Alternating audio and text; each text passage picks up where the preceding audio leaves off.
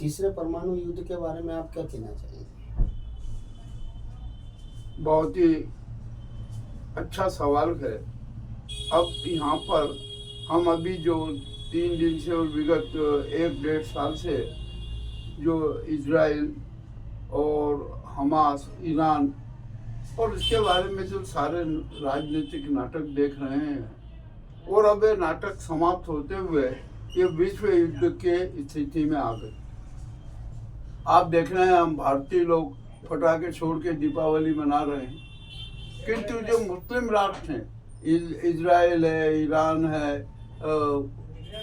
अनेक राष्ट्र हैं, लेबनान है, हिजबुल्लाह है, हमास है, जो भी ये सब कर रहे हैं, वे परमाणु रॉकेट छोड़, परमाणु अस्त्र छोड़कर वे भी दीपावली मना।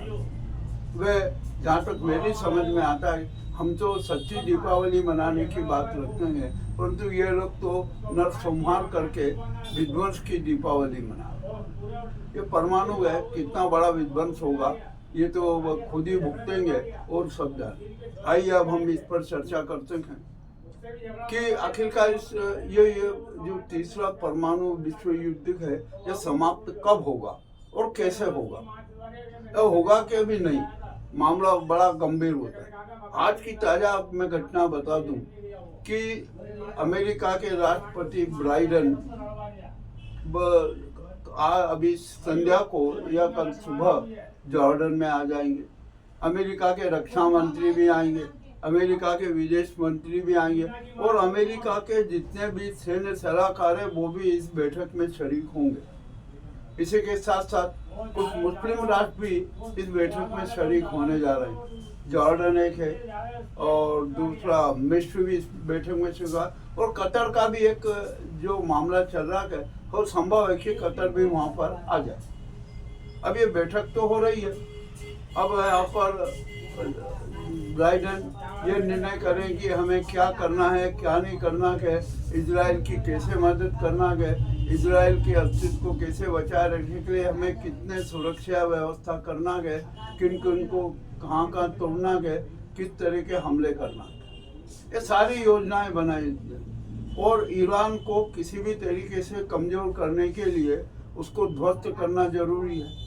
ईरान को ध्वस्त करना बहुत अब टेढ़ी खीर हो गया, क्योंकि रूस, चीन, उत्तर कोरिया सब ईरान के साथ खड़े हैं। 57 मुस्लिम देश भी इनके साथ हो गए। और इसी के साथ साथ जो मुस्लिम देश है, जो कल तक ईरान के विरोध करते थे, जो ईरान से बगावत करते थे, अब तो उनका भी मन बदल गया है और वे भी वहाँ पर अब ईरान के साथ खड़े नजर आ रहे।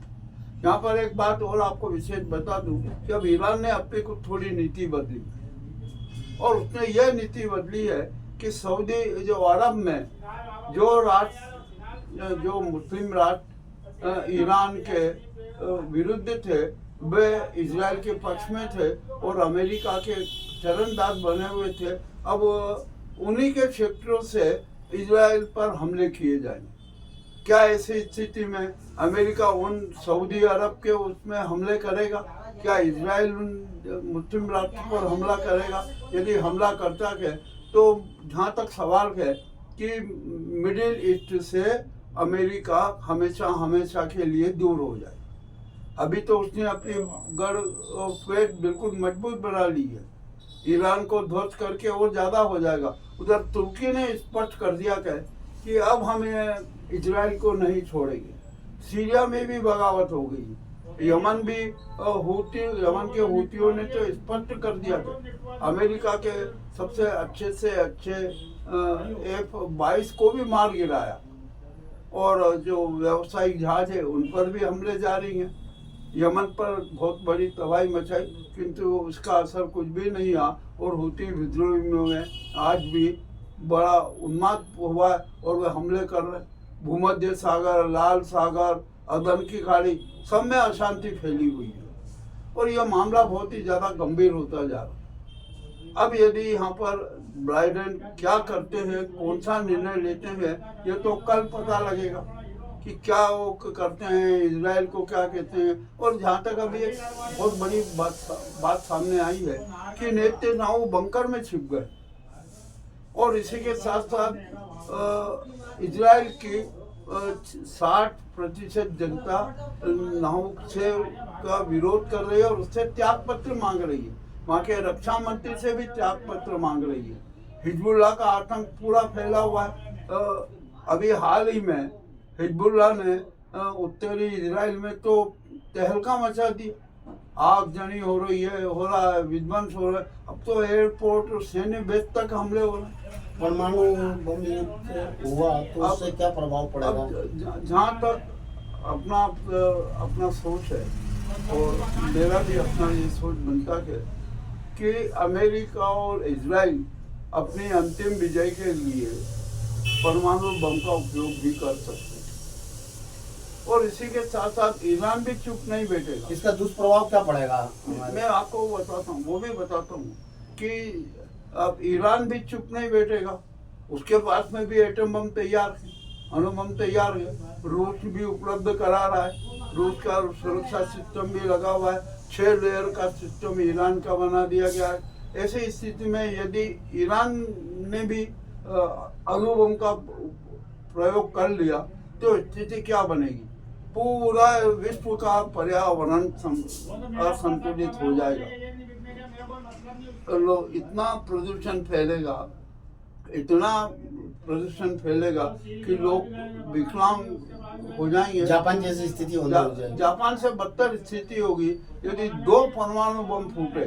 जापान ने तो 1 फूटा था, पर यहाँ तो 2 परमाणु बम फूटने की संभावना है। तो इससे आने वाली हमारी सदियों की पीढ़ी हमेशा विकलांग रूप में नजर आई। कोई भी देश इसको रोकने का प्रयास नहीं कर रहा है। नहीं, कोई करना ही नहीं चाहता। ये तो युद्ध रोकना चाहते हैं तो ये इजराइल और ईरान ही रोक सकते। आज जॉर्डन, मैंने जब भी तो कहा ना कि जॉर्डन कल क्या निर्णय करते हैं, किस प्रकार का करते हैं, यह बात दूसरी। और एक मजेदार बात तो ये कि राष्ट्र संघ क्या कर रहा है। राष्ट्र संघ का दायित्व बनता है कि वो सख्त निर्देश दे, स्पष्ट बात करे, परंतु वहाँ कोई कुछ कर ही नहीं रहा। खाली बयानबाजी से तो युद्ध रुकने वाला नहीं है।